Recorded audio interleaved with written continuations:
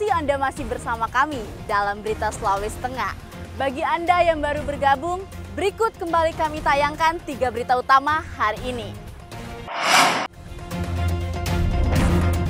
Kejari Donggala menahan seorang tersangka dugaan korupsi program dana bansos di Desa Ciweli.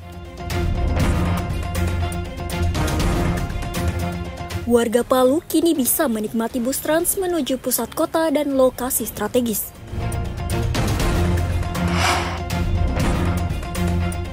Tim SAR gabungan masih melakukan pencarian terhadap nelayan yang hilang di banggai laut.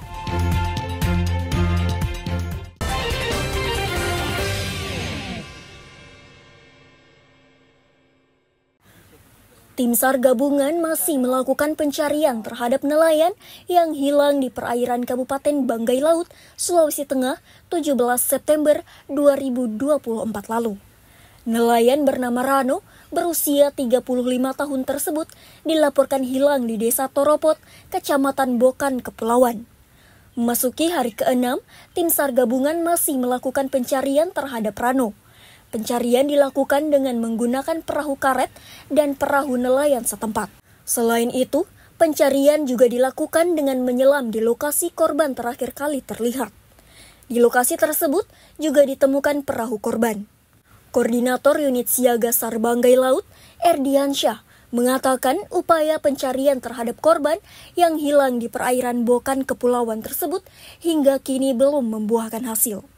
Operasi SAR pencarian terhadap 1 orang nelayan yang belum kembali dari melaut di perairan Desa Toropot, Kecamatan Bokan Kepulauan, Kabupaten Banggai Laut. Perahu korban ditemukan terbalik tanpa awak. Tim SAR gabungan masih terus melakukan pencarian, baik melakukan penyisiran menggunakan perahu karet dan perahu nelayan. Tim SAR gabungan juga melakukan penyelaman di titik di mana korban terakhir dilihat. Diberitakan sebelumnya, nelayan asal Kecamatan Bokan Kepulauan, Kabupaten Banggai Laut, dilaporkan hilang saat memancing di laut pada 17 September 2024 lalu. Saat dilakukan pencarian, tim SAR gabungan hanya menemukan perahu milik korban dalam kondisi terbalik dan tanpa penumpang. Syamsuddin Tobone melaporkan dari Banggai Laut.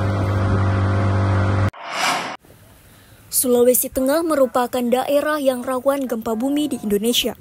Selain likuifaksi, bencana gempa bumi juga menjadi ancaman serius warga. Apalagi, sejumlah sesar aktif kini mengepung sebagian besar wilayah Sulawesi Tengah. Berdasarkan kajian Badan Geologi Kementerian Energi dan Sumber Daya Mineral, sedikitnya ada 11 sesar di lokasi Sulawesi Tengah. Di antaranya sesar Palu Koro, sesar Tomini, 2 sesar Batu Sliprate, sesar Balantak, sesar Palolo. Ada juga sesar Lembah Bada, sesar Peleng dan Ambeleng, Sausu Fault, Tokararu Fault, Poso Fault, dan sesar Weluki. Sesar Palu Koro yang masih aktif melintas antara Selat Makassar, Palu, Saluki, dan Moa harus menjadi perhatian serius. Selain di wilayah Sulteng sendiri, Provinsi Sulawesi secara umum juga memiliki pemetaan kerawanan bencana kegeologian. Wah, cukup banyak di Sulawesi Tengah ya. Saya perlihatkan buku ini ya, boleh. Itu cukup banyak. Nah, ini Bapak Ibu, ini wilayah Sulawesi. Unik jadinya. Dia cukup banyak sumber gempa bumi. Jangan khawatir, ada juga megatrust di utara Sulawesi. Kemudian di sini ada double subduksi yang ada di sini. Itu yang di laut. Kemudian yang di darat ya, sesar Palu Koro, sesar Matano, kemudian Walanai, lalu Walanopo, Gorontalo di Sulawesi Utara, yang Toli-Toli ada di sini.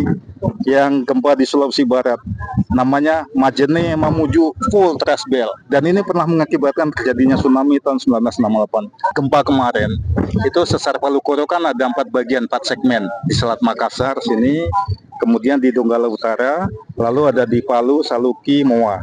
Nah, biasanya itu yang bergerak masing-masing segmen, sehingga hazardnya, analisisnya per segmen. Namun yang terjadi kemarin, 3 segmen ini koalisi, sehingga dia kekuatannya sangat dahsyat. Langkah serius yang harus dilakukan yaitu regulasi, mitigasi, dan tata ruang. Masyarakat juga dihimbau untuk menghindari jalur zona sesar aktif yang telah dipetakan pemerintah. Mitigasi penting dilakukan untuk meminimalisir risiko jika terjadi bencana. Syahrul Cahya melaporkan dari Palu. Komisi Pemilihan Umum Kota Palu menetapkan daftar pemilih tetap untuk Pilkada serentak tahun 2024 sebanyak 274.293 jiwa. Jumlah DPT tersebut ditetapkan melalui rapat pleno terbuka rekapitulasi dan penetapan DPT untuk pemilihan gubernur dan wakil gubernur, wali kota, dan wakil wali kota tahun 2024 Sabtu siang. Berdasarkan keputusan Komisi Pemilihan Kota Palu, jumlah DPT tersebut tersebar di 8 kecamatan yang ada di Kota Palu. Jumlah DPT terbanyak berada di Kecamatan Mantikulore, yakni sebanyak 58.178 jiwa. Dan jumlah terkecil di Kecamatan Ulujadi, yakni sebanyak 25.537 jiwa. Ketua Komisi Pemilihan Umum Kota Palu, Idrus mengatakan jumlah daftar pemilih tetap tersebut merupakan hasil perbaikan daftar pemilih oleh Panitia Pemilihan Kecamatan pada 9 hingga 11 September 2024. Hari ini kita sudah merekap ada 274.289 daftar pemilih tetap yang akan ditetapkan.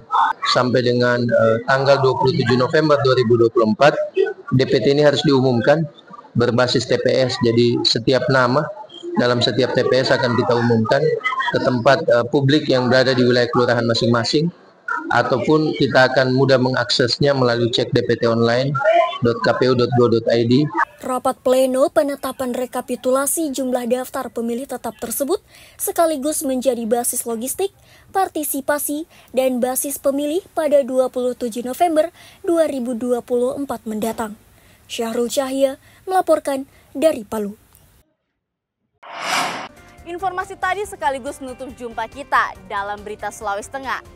Atas nama rekan kerja yang bertugas, saya Della Rizka mengucapkan terima kasih atas kebersamaan Anda.